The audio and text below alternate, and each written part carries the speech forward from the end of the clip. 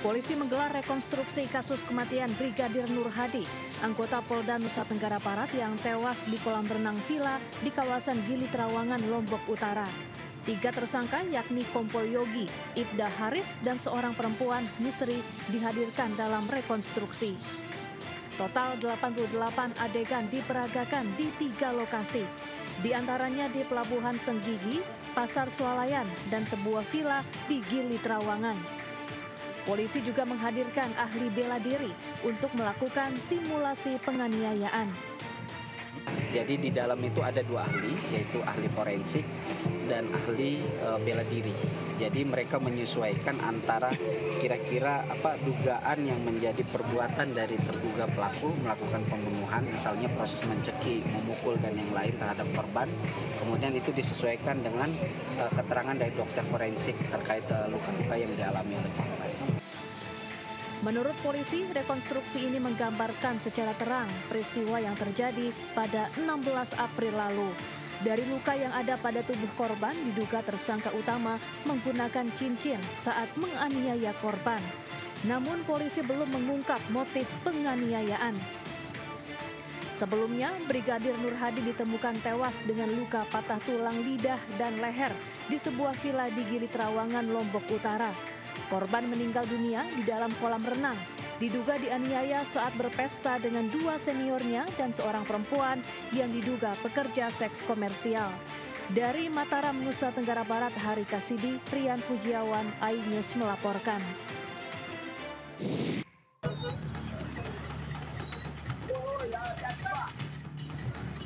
Usai buron selama 4 hari, tim gabungan menangkap Hasan Basri, pelaku utama pembunuh wartawan media online di Pangkal Pinang, Bangka Belitung.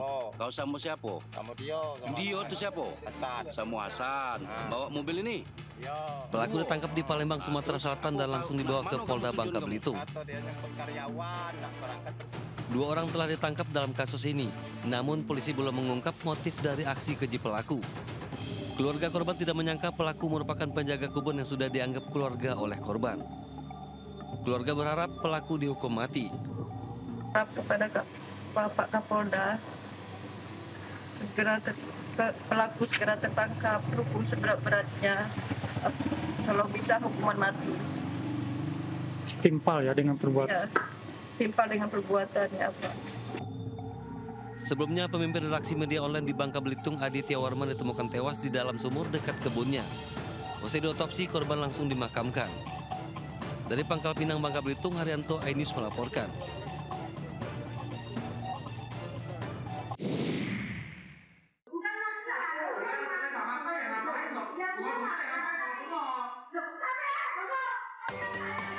Cekcok mulut terjadi antara 3 mama dengan pelaku usaha di Jalan Gemblongan, Surabaya, Jawa Timur.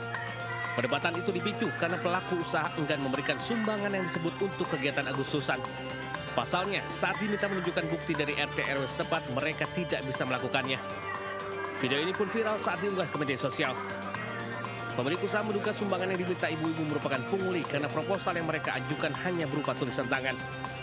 Mereka datang ke sini membawa kertas HVS gitu, dan itu kertas HVS itu ya tulisan tangan. Kertas HVS itu tulisan tangan. Mereka mengatasnamakan bahwa toko-toko yang di tetangga-tetangga saya itu memberikan nominal yang lebih besar, memberikan nominal 500 sampai 1 juta. Mereka juga membawa salah satu usaha terdekat BUMN. Aksi pungli mengatasnamakan sumbangan acara Agustusan ini sangat meresahkan pelaku usaha. Warga pun meminta aparat terkait untuk menindak tegas para pelakunya. Dari Surabaya, Jawa Timur, Sony Hermawan, iNews melaporkan.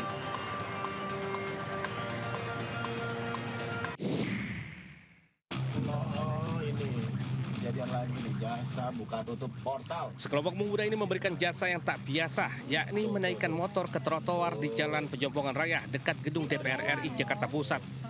Aksi ini tidak gratis. Setiap pemotor yang meminta jasa mereka dikenakan biaya Rp2.000. Aksi pelanggaran lalu lintas ini pun direkam warga hingga viral. Berapa nih? Ya, itu 1.000-2.000 ya kan? Dalam video viralnya, perekam mengatakan jika aksi ini bukan yang pertama kali. Pada bulan Maret 2024 lalu, jasa naik trotoar berbayar ini ternyata juga pernah viral hingga berujung penutupan dan trotoar tersebut diperbaiki. Usai viral, trotoar kini sudah diperbaiki Dinas Perhubungan DKI Jakarta dengan menambah besi pembatas agar motor tidak bisa melintas. Sementara gerombolan pemuda yang membuka jasa ini sudah kabur usai video kembali viral. Tim Liputan iNews melaporkan.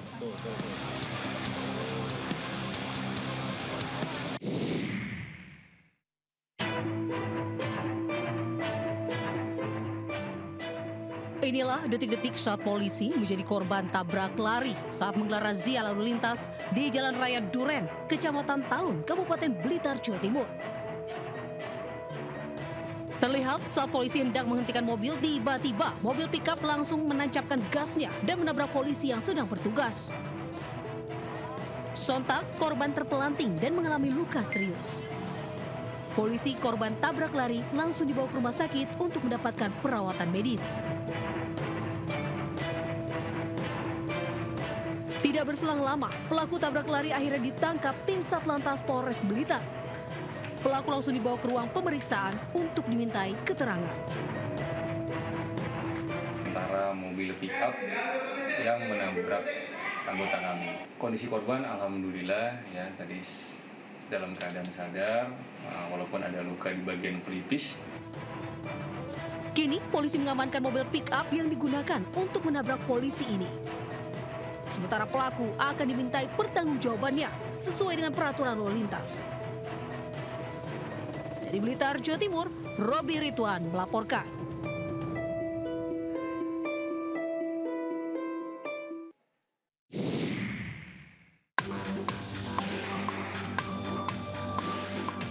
Motor berpenumpang 3 orang, yakni 2 orang wanita dan 1 balita, ini tiba-tiba ditabrak dari belakang oleh pemotor ojek online di Jalan Kedoya, Kebonjeruk, Jakarta Barat. Diduga sang ojol tidak bisa mengendalikan kendaraannya saat motor korban hendak berbelok ke kiri. Akibatnya ketika korban terjatuh dari motor hingga terluka dan balita menangis histeris. Sementara pelaku penabrak tancap gas melarikan diri enggan bertanggung jawab. Detik-detik kecelakaan ini terekam CCTV hingga viral. Akibat kejadian ini, ketiga korban menderita luka di sekujur tubuh dan dibawa warga ke klinik terdekat. Berdasarkan rekaman CCTV, polisi kini masih mendalami keterangan saksi dan melacak keberadaan pelaku. Dari Jakarta, Miftahul Gani iNews melaporkan.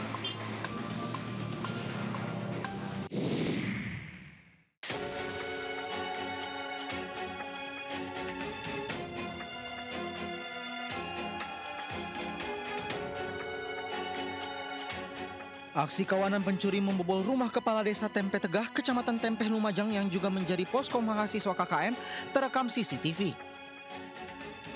3 pelaku masuk dengan merusak gembok pagar kemudian mengambil 2 sepeda motor yang terparkir di halaman rumah.